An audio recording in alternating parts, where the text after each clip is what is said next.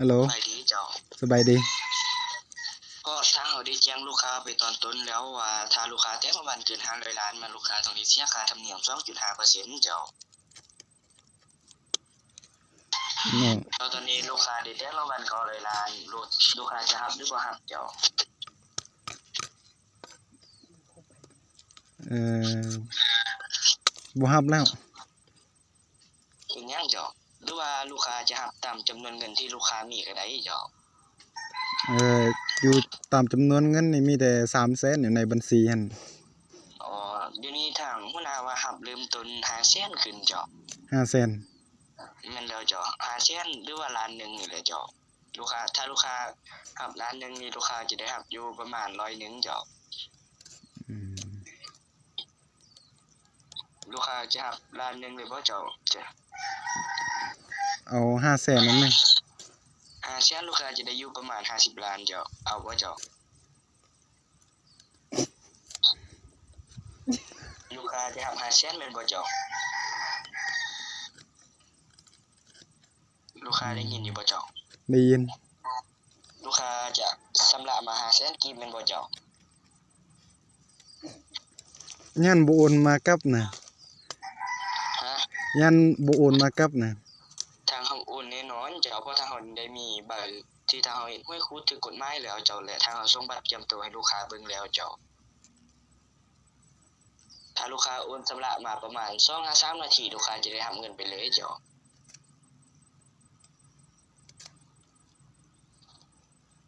แล้วตอนนี้ลูกค้าพร้อมชำระหรือบ่เจ้าทางเฮาจะได้รวมยอดไปเลยเจ้า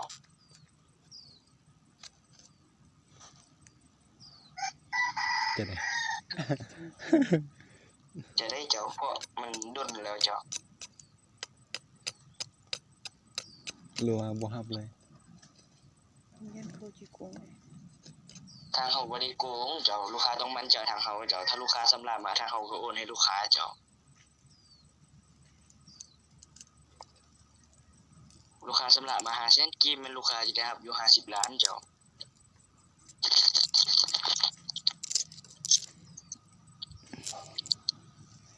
จะได้เจ้าลูกค้ายังจะรับอยู่หรือบ่รับเจ้านั่นได้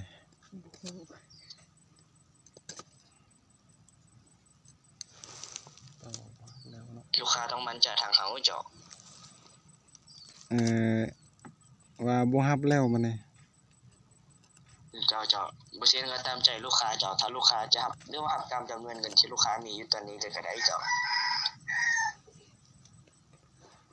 ยายยังบ่รับแล้วตอนนี้ลูกค้ามีอยู่เท่าใดเจ้ามีแต่300,000บ่เซ็นทางเฮายกโมฆะให้ลูกค้ารับ300,000ลูกค้ารับประมาณ30ล้านได้บ่เจ้า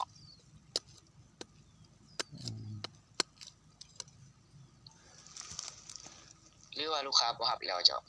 หรือว่าลูกค้าจะรับ300,000เจ้าบ่ฮู้นะ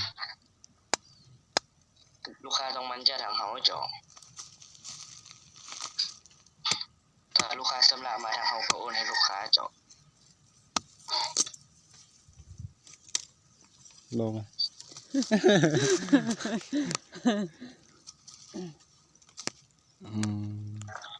ลูกค้าลองเบิ่งบ่เจ้าลองรับหน่อยไปก่อนเจ้า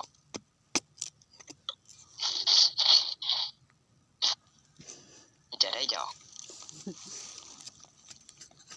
ลูกค้าต้องมั่นใจทางเฮาเจ้าลูกค้าลองรับหน่อยไปก่อนก็ได้เจ้า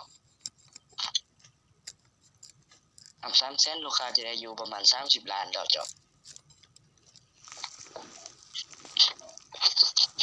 แนวใดบ่ฮู้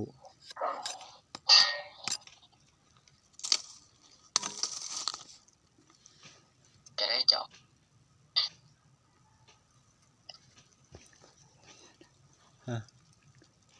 ฮะแนวใด